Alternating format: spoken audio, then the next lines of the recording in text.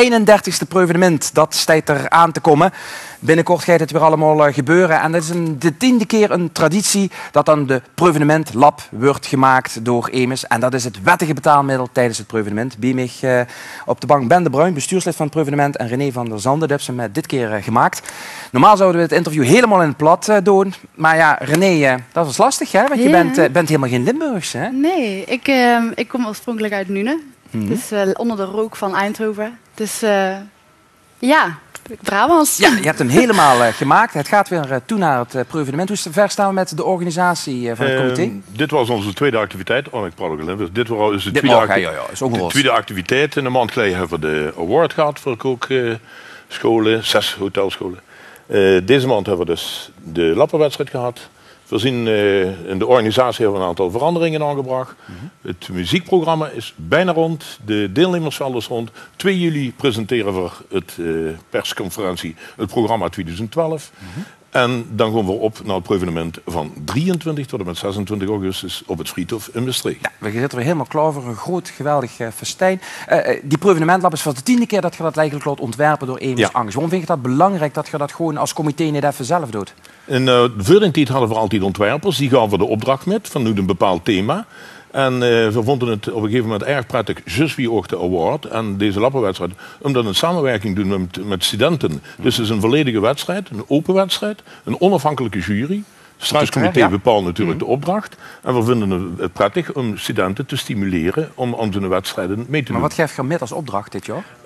De opdracht wordt dit jaar natuurlijk aan de ene kant op het prevenement gezellig, sfeer, entourage, friedhof, culinair, muzikaal. Aan de andere kant hebben we een samenwerkingsverband met Maastricht en de regio culturele hoofdstad, kandidaat 2018. Ja. Nou, de opdracht aan de studenten was dus om tussen het prevenement en via 2018 Maastricht, kandidaat Europese regio, kandidaat hoofdstad, culturele hoofdstad, om daar een link tussen te leggen. En dat was de opdracht die een jury dus moest bepalen. Ja, René, dan komen ze bij jou onderhand uit. En dan denk jij van, poeh, regionale hoofdstad, het prevenement. Wat gaat er boven bij jou dan werken? Ja, dat is in de eerste weken, hè, totdat het eigenlijk helemaal tot het plaatje duidelijk wordt, is het vooral heel veel research doen. En kijken naar de doelgroep en inderdaad kijken van wat is nou echt het prevenement. Hè? Ook omdat ik Brabantse ben, ik moet daar toch induiken om dat helemaal te begrijpen. Ja, want kon je het feest? Ik wist van tevoren niet wat het was. In Eindhoven hebben we wel gelijk zoiets, maar dat is gepikt volgens mij van het Maastrichtse. Ja, oké. Je hebt je vervolgens helemaal in verdiept en dan moet die vertaling gemaakt worden naar een kunstwerk, bij wijze van spreken. Ja. Waar heb je voor gekozen? Nou, het thema was dus via 2018 ook. En mijn idee zit hem dus eigenlijk uiteindelijk in het thema. Dus ik heb gekozen voor het woord via. Dat is eigenlijk weg in het Romeins, vanuit vroeger. Dus als je kijkt naar de historie. En die weg die heb ik dus centraal staan in al mijn lappen. Dus de weg naar het prevenement en ook de weg naar culturele hoofdstad. Ja, want voor alle duidelijkheid, er moeten meerdere lappen zijn. Hè? We hebben niet één wettig betaalmiddel, we hebben er meerdere. De hele lap, de halve lap, de lap van 10. En de cheque. Uiteindelijk is het prevenement een vrijwilligersorganisatie voor de goede doelen. Na 30 jaar is dat 3,8 miljoen. En uiteindelijk delen we in half november, als de penningmeester alles geteld heeft, in- en uitgaven, delen we dat dan aan de goede doelen uit. Dus er moet ook een cheque geontworpen worden. In die lijn. Hiervoor staat het eindresultaat. Het is al in beeld geweest. Heb ze elke keer hetzelfde ontwerp terug laten komen in de lab? Of ben je elke keer helemaal opnieuw begonnen? Nee, ik heb de kern hetzelfde gehouden. Ik heb daar wel verschillende elementen aan toegevoegd. Dus de bekendste Maastrichtse bouwwerken eigenlijk, zodat die de weg extra verduidelijken.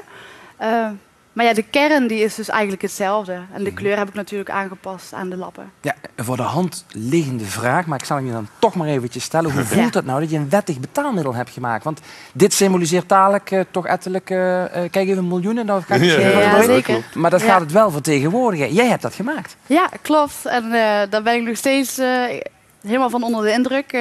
Woensdag hebben we de uitslag gekregen, dus ik ben nog steeds helemaal in de wolken, zeg maar. Maar ik ga zeker naar het prevenement en ik ga gewoon met de lappen betalen en gewoon En kijken. ga je dan daar staan? Kijk, dat heb ik.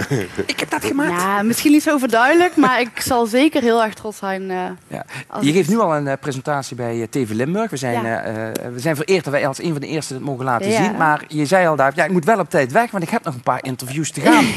Toen dacht ik Ja, bij mezelf, pardon. Ja, ik word eigenlijk gebeld nog door Omroep Brabant. Ja. Mhm. Dus, en ik heb inderdaad, Eindhovens Dagblad heeft al een stuk geschreven, dus dat staat ook al in de krant. En Maastricht dichtbij, hè, Maastricht Ja, actueel. Dus ja. er komt een hele hoop eigenlijk op me af. Is dat Ja. ook wel het teken dat het proevenement Maastricht al lang ontgroeid is? Zo'n media-aandacht? Qua media zeer zeker wel, ja. Natuurlijk, dat is ook dat ik heel erg mekelijk. Het woord proevenement is na 30 jaar toch een gesetteld begrip. Dat is een prima begrip. Dus men kent het verhaal. En dat is natuurlijk toch wel erg mekelijk. Ja, blijft natuurlijk één vraag over tot slot. De muntmeester van de Koninklijke Munt in Utrecht, die de echte eurobiljet, heeft die al gebeld? Nee, ik ben nog niet gebeld. Nee? Oké, vervalsingen. Zitten daar nog wat waarmerken in die we even onder het licht kunnen houden? Oh, dat is een gevoelig thema. Nou, het is natuurlijk toch zo dat de maten van de lappen natuurlijk precies aan bepaalde voorschriften moeten voldoen. Het moet ook echt op geld gaan lijken.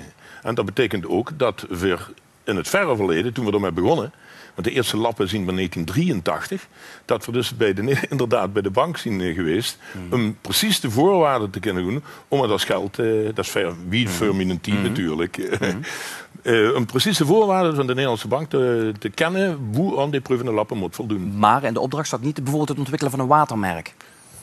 Dat komt er wel bij. Dat komt erbij, maar dat staat Ja. niet in het Nee, het staat niet in de ontwerp. opdracht. Nee. Nee, het zit niet in de opdracht. Oké, nou wens ik jullie straks een geweldig proevenement. Jij gaat rondlopen en ga je Yes. echt niet zeggen, ik heb ze gemaakt?